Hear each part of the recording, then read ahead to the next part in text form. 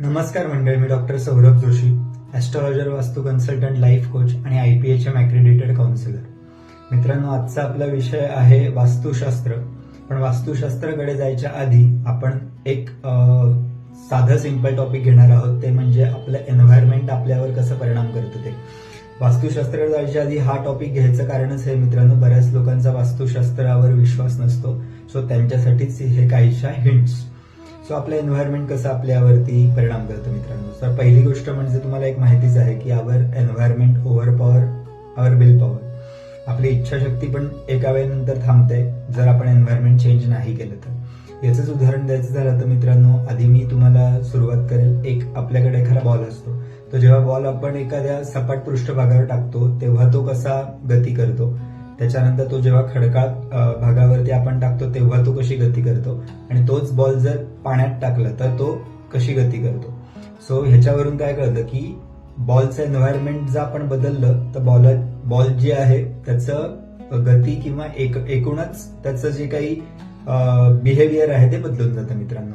So त्याच पर्स्पेक्टिव्हली हे झालं बॉलबद्दल. गाडीबद्दल सांगायचं झालं तर गाडी तुम्ही चांगल्या रोडवरती चालवा, तिचा परफॉर्मन्स कसा असेल. सेम तुम्ही जंगलातून चालवा, तिचा परफॉर्मन्स कसा असेल. सेम तुम्ही मातीतून चालवा, त्यावेळी तिचा परफॉर्मन्स कसा असेल. एन्व्हायरमेंट प्रमाणे गाडीचा परफॉर्मन्स बदलणार आहे. त्याच्यानंतर नेक्स्ट गोष्ट म्हणजे मित्रांनो बीच. एखादं बीच जेव्हा असतं मित्रांनो, ते बीच जेव्हा आपण खडकावरती टाकलं तर ते रुजायची शक्यता खूप कमी असते.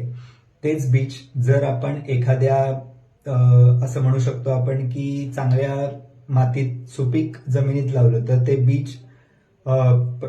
ते बीज उमलायची शक्यता, त्याच्यातून अंकुर फुटायची शक्यता खूप जास्त असते मित्रांनो. म्हणजे इथेही एन्व्हायरमेंटच मॅटर करतं. त्याच्यानंतर एक चांगला विचार जेव्हा एखाद्या सुपीक डोक्यात जातो तेव्हा तो काय क्रिएटिव्ह गोष्टी करतो हेही तुम्हाला माहिती आहे. तोच एखाद्या नापीक डोक्यात जातो तेव्हा काय गोष्टी करतो हेही आपल्याला माहिती आहे. सो एका विचाराला पण चांगलं एन्व्हायरमेंट मिळालं की काय घडतं हे याच्यावरून आपल्याला कळतं. आणि शेवटी सगळ्यात महत्वाचं म्हणजे एखादी व्यक्ती चांगल्या ठिकाणी जन्माला येते किंवा चांगल्या ठिकाणी तुम्ही असं म्हणू शकता की चांगल्या वातावरणात वाढते, तेव्हा ती कशी परफॉर्म करते, किंवा एखादी व्यक्ती जेव्हा चुकीच्या वातावरणात वाढते तेव्हा ती कशी परफॉर्म करते, किंवा तेव्हा तिचा परफॉर्मन्स कसा असतो. ह्या सगळ्या गोष्टी एकच सांगतात मित्रांनो की एन्व्हायरमेंट, तुमच्या आजूबाजूचं वातावरण तुमच्यावरती कसा परिणाम करतं. म्हणून मी हे सगळे दाखले द्यायचं कारण हेच होतं की एन्व्हायरमेंट किती मॅटर करतं सगळ्या गोष्टींसाठी, आपल्या ओव्हरऑल ग्रोथसाठी. हेच मला याच्यातून दाखवायचं होतं.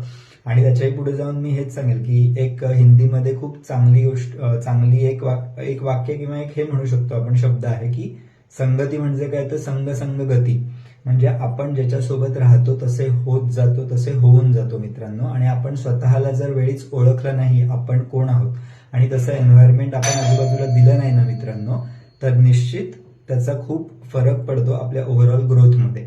म्हणून मला हेच सांगायचं आहे. उद्या आपण वास्तुशास्त्र रीलमध्ये सविस्तर याच्यावरती बोलूच, पण एन्व्हायरमेंट किती मॅटर करतं हे याच गोष्टीवरून लक्षात येतं मित्रांनो.